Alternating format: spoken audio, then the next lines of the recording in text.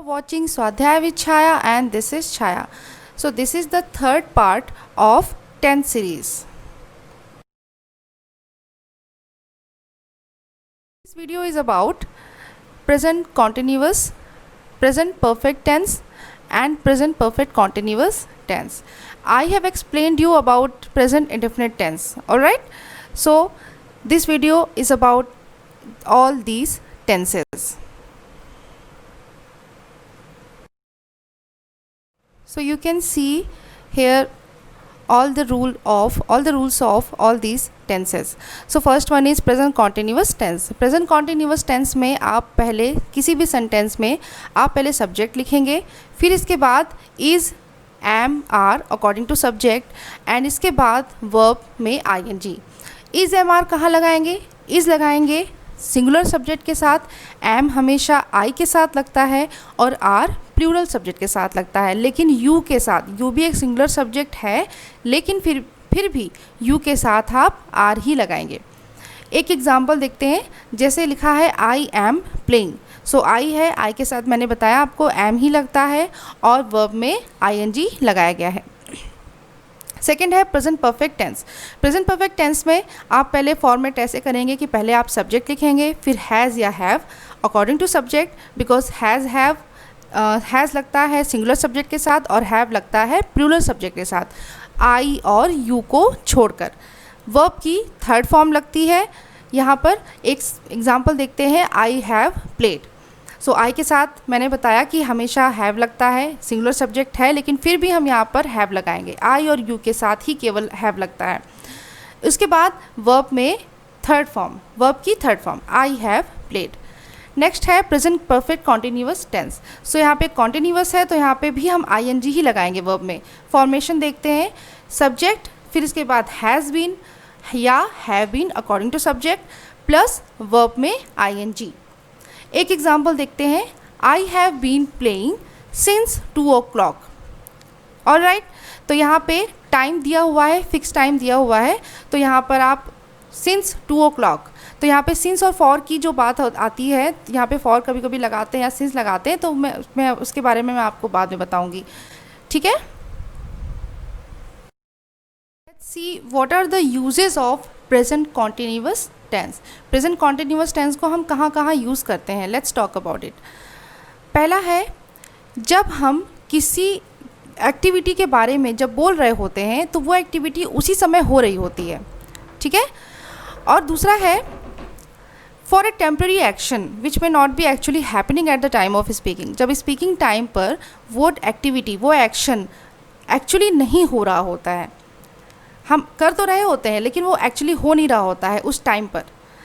और थर्ड है for an action that has already been arrange to take place and the near future. तो हम future में, near future में हम कुछ करने के लिए, उसको एक्टिविटी को कंप्लीट करने के लिए हम अभी इसी मोमेंट में हम उस एक्टिविटी को अरेंजमेंट करते हैं नियर फ्यूचर में करने के लिए.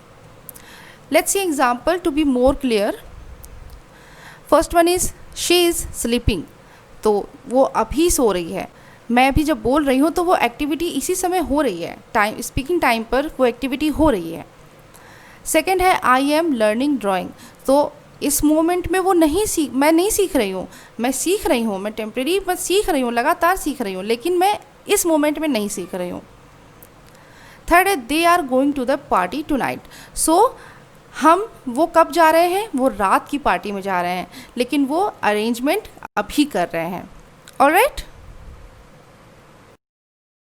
So let's see some uses of present perfect tense, which are to indicate completed activities in the recent past, to show action which time is not given, and to describe past events which effect is as a thought more than of the action itself. For example, I have finished my work. So इस sentence में मैंने अपना काम past में finish किया है, लेकिन उस काम को फिनिश करने से ज़्यादा उस काम को ख़त्म करने का एक सेटिस्फैक्शन है जो अभी तक है, क्योंकि अब मैं फ्री हूँ. और next is to denote an action beginning at some time in the past and continuing up to the present moment. Let's see some example to be more clear. He has just gone out, तो वो अभी अभी complete हुई है activity, वो अभी गया है, अभी निकल चुका है। Have you read Gulliver's travel, so यहाँ पे कोई भी टाइम नहीं दिया है, पास्ट में, पास्ट का है, ये पास्ट को शो कर रहा है लेकिन उसका कोई टाइम नहीं दिया है। I have known him for a long times, so वो पहले से उसे जानता है और वो अभी भी उसको जानता है। Let's come to the present perfect continuous tense. The present perfect continuous tense is used for an action which began at some time in the past and is still continuing. तो present perfect tense में क्या होता था कि present perfect में कोई काम recent past में start होती थी और finish हो जाती थी, लेकिन present perfect continuous tense में वो activity continue चलती चली जा रही है, अभी तक हो रही है। Let's see some example. He has been sleeping for 5 hours. So वो 5 घंटे से लगातार सो रहा है, तो वो सोया कुछ समय पहले, पास्ट में, कुछ रिसेंट पास्ट में वो सोया था, लेकिन अभी तक वो उसकी एक्टिविटी हो रही है, वो अभी तक वो सो रहा है। Next is they have been playing since 2 o'clock, so 2 बजे से वो लगातार खेल रहा है, एक्टिविटी अभी भी चल रही है। He has been preparing a presentation for several days, कई दिन से, कुछ दिनों से वो एक प्रेजेंटेशन की प्रिपेयर कर रहा है, तो जो कि वो पहले से कर रहा है और आज भी कर रहा है, इस टाइम पे, प्रेजेंट टाइम पे भी वो प्रिपरेशन कर रहा है। तो यहाँ पर आप सेंटेंस में देख रहे होंगे कि फॉर और सिंस है, तो कहाँ कहाँ पे हम फॉर लगाएंगे, कहाँ कहाँ पर सिंस हम लगाएंगे, कि इसमें सिंपल सा आपको याद रखना है कि फॉर हम तब लगाते हैं जब समय का हमें पता ना हो, निश्चित एक फिक्स टाइम पे ना हो, और सिंस हम तब लगाते हैं जब एग्जैक्ट टाइमिंग हमें पता हो। जैसे हमने पहले आप फर्स्ट देखिए कि यहाँ पे 5 आवर्स लिखा है, तो 5 घंटे से तो लिखा है, लेकिन हम जब 5 घंटे से बोलते हैं तो वो एग्जैक्ट 5 घंटे नहीं होते, कम ज़्यादा होते हैं, राइट। तो यहाँ पर हमें जब एग्जैक्ट टाइमिंग उसकी नहीं पता है तो हम यहाँ पे फॉर लगाएंगे। आप सेकेंड एग्जाम्पल देखेंगे कि वहाँ पे सिंस 2 o'clock लगा है, तो हमने क्योंकि वहाँ पे टाइमिंग दी है, एग्जैक्ट टाइमिंग हमने दी है 2 o'clock, 2 बजे से, तो यानी वो एक एग्जैक्ट टाइमिंग है, तो यहाँ पे हमने लगाया है सिंस।